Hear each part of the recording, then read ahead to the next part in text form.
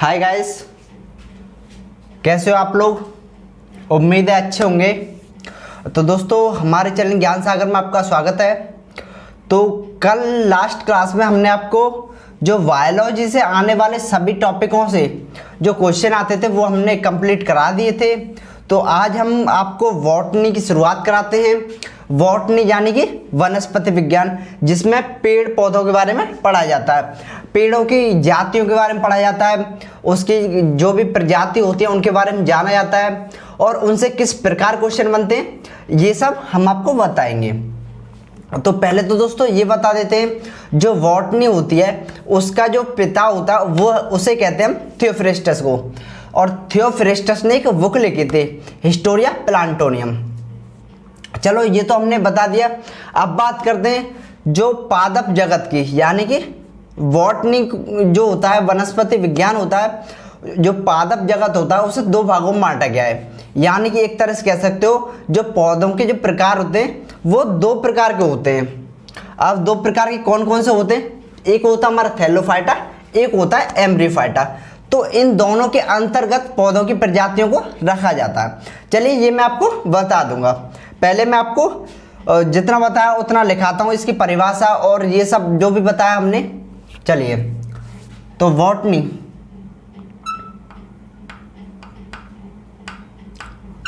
को कहते हैं वनस्पति विज्ञान।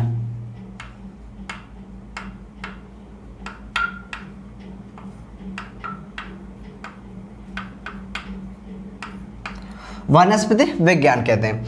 अब थोड़ा चर्चा कर लेते हैं इसके पिता के। बॉटनी यानी पादप जगत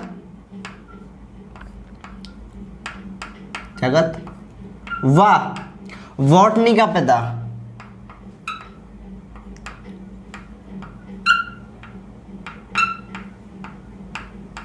तो बॉटनी का पिता हम कहते हैं थियोफ्रेस्टस को।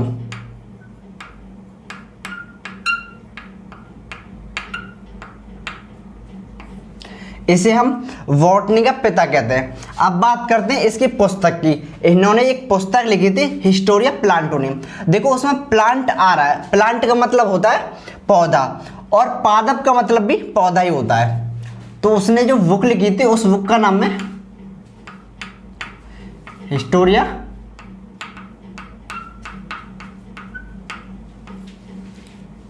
थोड़ा आगे लिख देते हैं इसे, क्योंकि यहां फिर पीछे दिखेगा नहीं वो।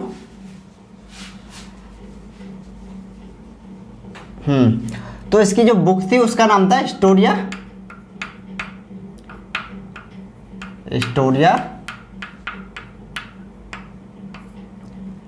प्लांटोनियम।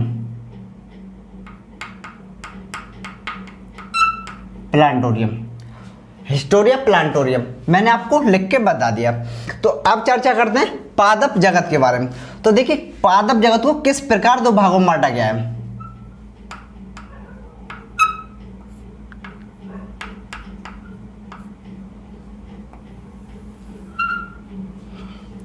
देखिए, एक होता है हमारा थैलोफाइटा, पौधों का एक प्रकार होता है,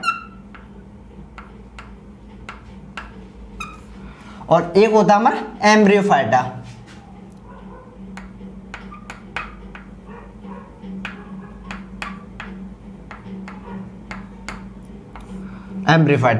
तो बात करते हैं इनके अंतर्गत कौन कौन से पौधे आते हैं और उन पौधों से किस प्रकार क्वेश्चन बनते हैं। हालांकि थैलोफाइटा होता है उसके अंदर आते हैं हमारे शैवाल आ जाते हैं, जीवाणु और कवक आते हैं। जो एम्ब्रियोफाइटा होता है उसे दो भागों में बांटा गया है, एक होता है हमारा ब्रायोफाइटा और एक होता है हमारा ट्रैकियोफाइटा। और ट्रैकियोफाइटा को इस तरह तीन भागों में बांटा गया, जो कि मैं आपको लिखा दूंगा। पहले इसका लिखा देता हूं। तो इसके अंतर्गत आते हैं हमारे शैवाल, कवक और जीवाणु, जिसे हम बैक्टीरिया कहते हैं और कवक को हम फंगस कहते हैं। अब इसका बता देते हैं। इसे दो भागों में बांटा गया। किस प्रकार बांटा गया, देखिए, एक होता हमारा ब्रायोफाइटा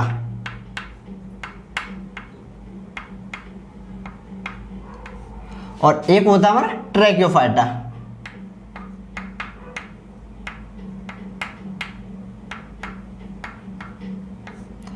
इसे भी 3 भागों में बांटा गया है। देखिए किस प्रकार बांटा गया है दोस्तों। ऐसा नहीं है कि हम आपको इतना डीप बता रहे हैं, इसका कोई रीजन नहीं हो। इसका सबसे बड़ा रीजन ये है कि इससे सभी प्रकार से क्वेश्चन आते हैं, जो कि मैं आपको आने वाले तो कुछ ही देर बाद बता दूंगा।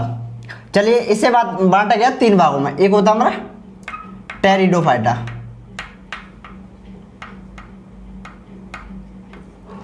एक होता है हमारा आवृतबीजी।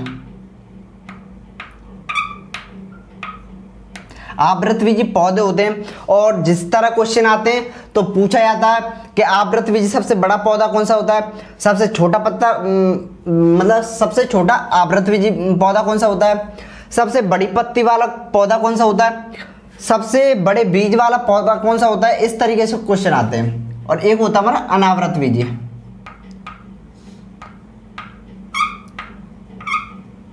इस तरीके से बांटे गए। तो चलिए दोस्तों, आज चर्चा करते हैं शैवाल के बारे में, और धीरे धीरे क्रम बनता रहेगा, तो उस तरीके से हम सभी प्रकार के पौधे आपको करा देंगे। तो देखो, शैवाल पहले थोड़ी सी लिखा देता हूं, फिर उसके बाद समझा दूंगा। जिसे हम एल्गी कहते हैं। देखो, आपने नदी देखी होगी, तालाब देखे होंगे, समुद्र देखे होंगे, तो वहां पे क्या होता है, जो नदी होती है, तालाब होते हैं हमारे, उसमें एक घास सी उसके ऊपर दिखाई देती है, जिसे हम कभी कभी ये बोलते हैं कि ये सड़ा हुआ पानी जो कि ऊपर तैर रहा है इसके। लेकिन ऐसा नहीं है, वो एक शैवाल होता है, जो कि एक पौधों की एक प्रजाति होती है, और जिसे हम खाने में भी यूज करते हैं। और काफ़ी वस्तुएं होती है, जैसे कि चॉकलेट होता है, और जैसे हमारी पॉलिश होती है, शैम्पू होते हैं, ऐसे काफ़ी पदार्थों में मतलब वस्तुओं में उसका प्रयोग किया जाता है। लेकिन आप चौंक रहे होंगे कि इस तरीके से क्यों प्रयोग किया जाता है, कैसे प्रयोग किया जाता है, हालांकि वो एक सड़न होती है। नहीं, ऐसा नहीं है। देखिए, तो जो समुद्र में जो हरे रंग की घास पाई जाती है, या फिर वो काई के रूप में जो पाई जाती है, उसे हम शैवाल कहते हैं। और ये शैवाल कई रंगों में होती है, लाल भी होती है, और नीली भी होती है, और हरी भी होती है। देखिए, मैं आपको इस बता तो दिया है, थोड़ा सा आपको एक चित्र और दिखा देता हूं, जिससे आपको समझ में आ जाएगा। तो देखिए, ये देखिए चित्र है। तो ये जो चित्र है, इसमें आपको दिख रहा होगा कि ये एक गंदे पानी जो सड़ जाता है वही दिखाई दे रहा है, लेकिन ऐसा नहीं है। ये एक शैवाल है, जो कि मैंने आपको बताया था। ये कई प्रकार की होती है। तो पहले आपने ये देखा होगा, समझा होगा। चलिए, थोड़ा लिखा भी देता हूं। समुद्र में हरी व नीले रंग की, हरी व नीले रंग की घास पाई जाती है। घास व काई पाई जाती है, काई पाई जाती है। इसे हम नील हरित शैवाल कहते हैं। हरित शैवाल कहते हैं, जिसे हम नील हरित शैवाल करते हैं। आप थोड़ा बता देते हैं, जो नील हरित शैवाल होता है उसके अध्ययन को क्या बोलते हैं, यानी कि स्टडी ऑफ एल्गी।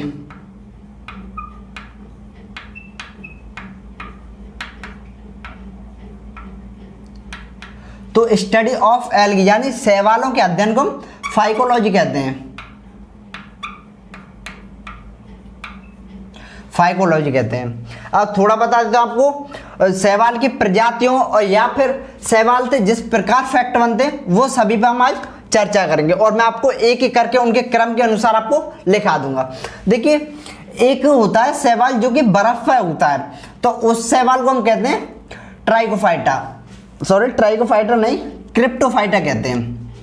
जो शैवाल बर्फ पर उगता है उसे बोलते हैं क्रिप्टोफाइटा, जिसमें तैरने के लिए फ्लेजर लगे होते हैं। आपने देखा होगा, एक शांत जो पानी होता है उसमें वो शैवाल होते हैं, या फिर वो घास होती है हरी हरी, जिसे हम काई के रूप में देखते हैं, वो तैरती रहती है। तो वो उसमें फ्लेजर नाम के कुछ थोड़े से एक तत्व लगे होते हैं, उसके एक पत्ते से लगे होते हैं, उनके द्वारा वो तैरती है। तो लिखा देते हैं, जो शैवाल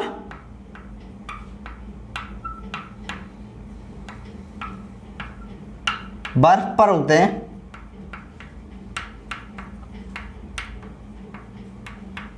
उन्हें बोलते हैं क्रिप्टोफाइटा।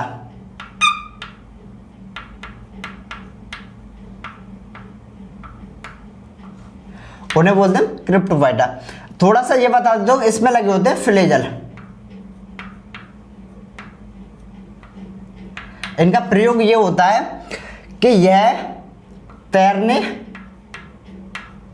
व गति के लिए, गति करने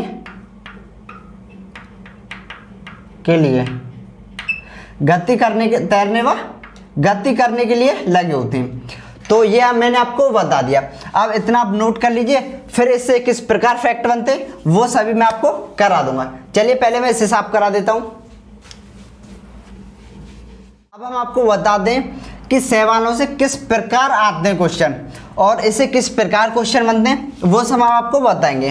देखिए सवाल एक बड़ा टॉपिक है, हो सकता है ये एक वीडियो में कंप्लीट नहीं हो, हमें 2 वीडियो बनानी पड़े, लेकिन आपको जरा सा भी टेंशन लेने की जरूरत नहीं है। जितना भी होगा, जितना भी हमारा मोस्टली होगा वो हम कराएंगे।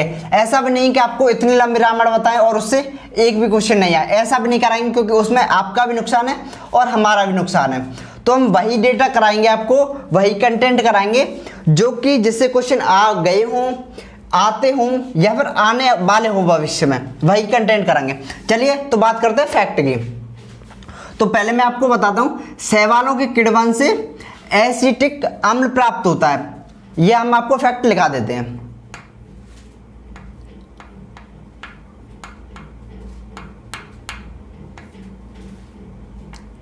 शैवालों के किण्वन से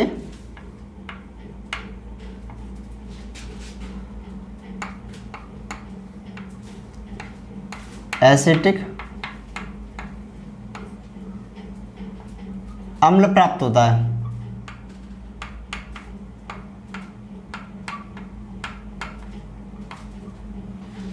अब बात करते हैं किण्वन के। किण्वन के बारे में थोड़ा सा बता देता हूं। देखो किण्वन एक क्रिया होती है जो कि जीवाणु होते हैं और हमारे कवक होते हैं जो कि श्वसन के दौरान इस क्रिया को करते हैं। यानी कि एक तरह से कह सकते हो आप, जो जीवाणु होते हैं और जो कवक होते हैं किण्वन के द्वारा अपना श्वसन करते हैं। तो ये एक प्रक्रिया होती है और जो शैवालों में होती है उसके द्वारा हमें एसिटिक अम्ल प्राप्त होता है।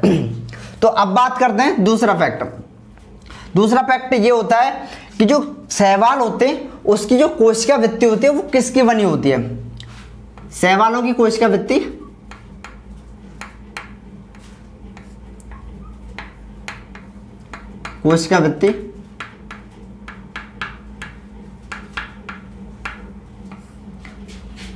सेल्यूलोज की बनी होती है।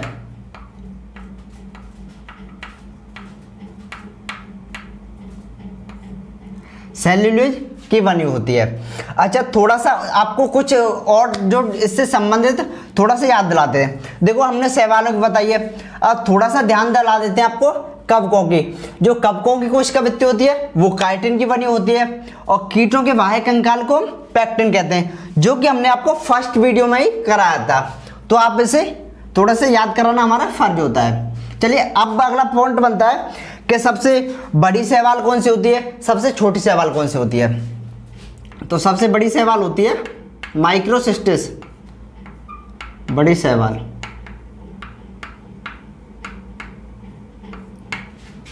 सबसे बड़ी शैवाल होती है हमारी माइक्रोसिस्टिस।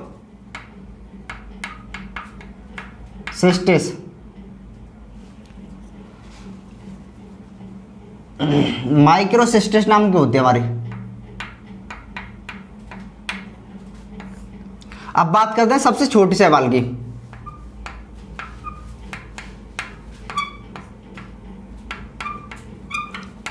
छोटी शैवाल वो होती है हमारी एसिटाबुलेरिया।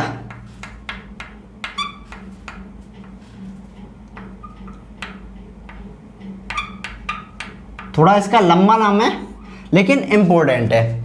अच्छा एस्टाबुलेरिया से आपको एक चीज और ध्यान दिवा देता हूं। देखो एस्टाबुलेरिया जो होता है एक पौधा होता है और उस पौधे की जड़ों होती हैं उनसे एक रेस्पिरिन नाम की एक औषधि प्राप्त होती है। उस औषधि का प्रयोग हम करते हैं बीपी को कम करने में। अब एक और बात ध्यान दिला देते हैं, जो बीपी को कम करने में एक हार्मोन भी मैंने आपको बताया था, एक हार्मोन होता है सेरोटोनिन करके, जो कि एक पीनियल ग्लैंड से निकलता है। तो पीनियल ग्लैंड मस्तिष्क में होती है हमारी, जिसे हम जैविक ग्रंथि कहते हैं और जिसे हम जैविक घड़ी व मनुष्य की तीसरी आंख के नाम से जानते हैं, जो कि हम आपको पहली वीडियो में करा चुके हैं। जो ग्लैंड कराए थे हमने, आपको ग्रंथियां कराई थी, तभी आपको बता दिया था। अब बात करते हैं इससे अगला फैक्ट का क्या बनता है। तो ये हमने आपको एस्टाबुलेरिया बता दिया। अब बात करते हैं थोड़ा सा इसके जो गुणसूत्र होता है। दुनिया का जो सबसे छोटा गुणसूत्र होता है वो शैवाल का होता है। दुनिया का सबसे छोटा गुणसूत्र, सबसे छोटा गुणसूत्र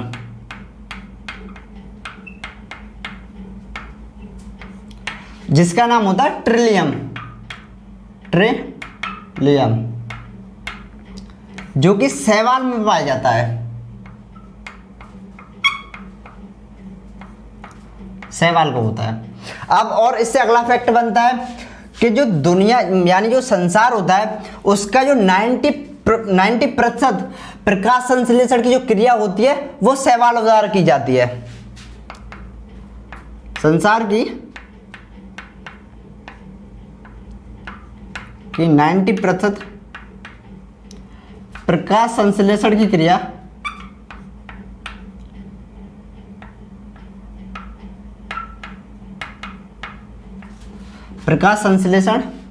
क्रिया शैवालों द्वारा की जाती है।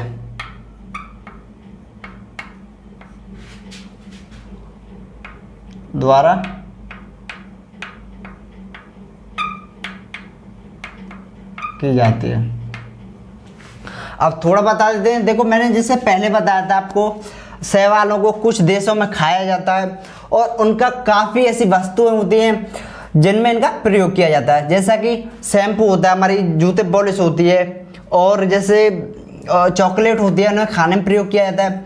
कुछ देशों में से सलाद के जैसे भी यूज में किया जाता है। तो देखिए एक शैवाल होती है जिसे जापान में खाया जाता है। जापान में खाए जाने वाली शैवाल,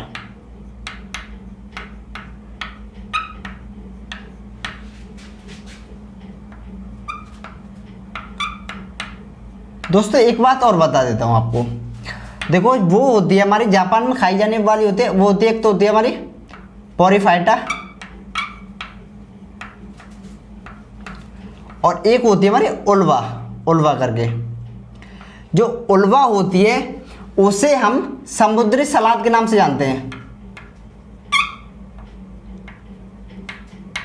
समुद्री सलाद के नाम से जानते हैं। अच्छा एक चीज आपको और बता देता हूं। आप जब मैंने आपको चित्र बताया था शैवाल का, तब आपको ऐसा लग रहा होगा कि ये जो सड़ा गला एक पानी की तरह है, एक घास की तरह है, तो इसे हम खाने में कैसे प्रयोग कर लेते हैं। तो आपकी जानकारी के लिए मैं बता देता हूं, एक सिंगाड़ा होता है, वो भी इसी तरीके के सड़े गले पानी में होता है, लेकिन उसे भी हम इतने शौक से, इतने चाव से खाते हैं, क्योंकि उसे धो के एक फ्रेश करके और इसका जो अच्छा भाग होता है उसे हम खाते हैं। तो इसी तरह शैवालों को खाया जाता है। और जो उल्वा होती है जिसे हम समुद्री सलाद के नाम से जानते हैं और जिसे जापान में खाया जाता है, मैं आपको थोड़ा सा उसका चित्र बना देता हूँ, उससे आपको कभी नहीं लगेगा कि इसे खाया नहीं जा सकता। तो देखिए यहाँ पे देखिए इसका वो चित्र है, देखिए ये चित्र है। क्या इसे देख के कोई कह सकता है कि इसे नहीं खा सकता? ये इतना साफ सुथरा, इतना अच्छा दिख रहा है, ऐसे दिख रहा है एकदम हरा, इस तरीके से, ना कोई गंदगी। तो इसे हम समुद्री सलाद के नाम से जानते हैं। चलिए अब बता देते हैं कि एक शैवाल होती है। हाँ एक चीज़ और बता देते हैं, जो आपने देखा होगा, जो लाल सागर का नाम सभी ने सुना होगा। जो लाल सागर होता है उसका रंग लाल क्यों होता है? लाल सागर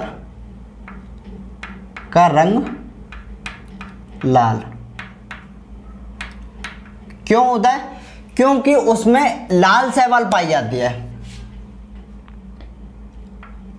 लाल शैवाल के कारण, लाल शैवाल के कारण समुद्र का रंग, जो लाल सागर बोलते हैं हम जिसे, उसका रंग जो लाल होता है वो लाल शैवाल के कारण होता है। अब थोड़ा बता देते हैं हम आपको। एक होता है हमारा, हाँ एक क्या होता है, जैसे हाँ स्कॉटलैंड की तंबाकू, एक फैक्ट हमारा ये होता है, देखिए स्कॉटलैंड की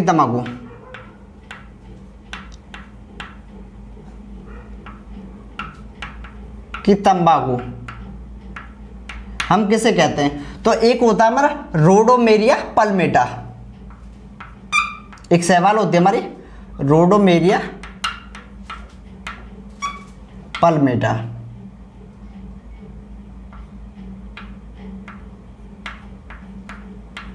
तो ये हमने आपको शैवाल से कुछ फैक्ट बता दिए, कुछ फैक्ट हम आपको कल बताएंगे। तो देखो स्कॉटलैंड की जो तंबाकू होती है उसे रोडोमेरिया नाम की एक शैवाल होती है, उसे हम स्कॉटलैंड की तंबाकू कहते हैं। यानी कि एक तंबाकू की तरह उसे थोड़ा थोड़ा यूज किया जाता है, जिसमें थोड़ा सा नशा होता है उसी तरीके से। और ये हमने आपको समुद्री सलाद जो कि हम उल्वा को कहते हैं वो भी हमने आपको बता दी। पॉरीफाइटा होती और एक उल्वा होती है जिसे हम जापान में खाने में प्रयोग करते हैं, और बाकी सब आपको दिख ही रहा है। तो चलिए दोस्तों, आज हमने काफ़ी सारे फैक्ट आपको बता दिए, और इससे जो बचे फैक्ट हैं वो हम आपको कल की वीडियो में बताएंगे। तो ये आज हमारी वनस्पति विज्ञान यानी कि बॉटनी की फर्स्ट क्लास समाप्त करते हैं। तो चलिए दोस्तों, अगर वीडियो अच्छी लगे थोड़ा सा इसे लाइक कर दीजिए और थोड़ा शेयर वगैरह कर दीजिए। तो चलते हैं हम, धन्यवाद।